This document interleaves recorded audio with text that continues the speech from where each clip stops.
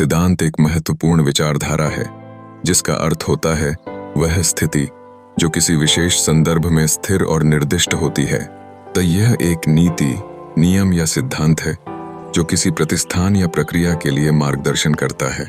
सिद्धांत को जीवन के विभिन्न क्षेत्रों में देखा जा सकता है, जैसे विज्ञान, दर्शन और तर्कशास्त्र।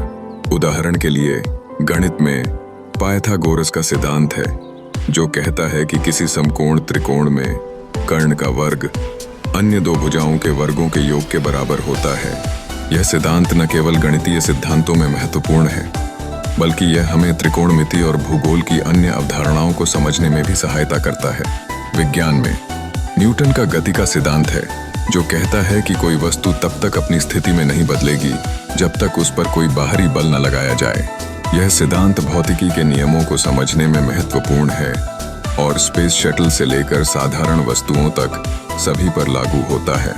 इसके अलावा दर्शन में सिद्धांत के 4 सिद्धांत जैसे विचार हैं जो तर्क और विचार के विभिन्न पहलुओं को परिभाषित करते हैं।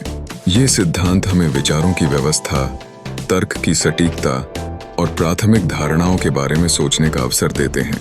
इन सिद्धांतों में सत्य, न्याय, अच्छे व्यवहार और आनंद के सिद्धांत शामिल हैं।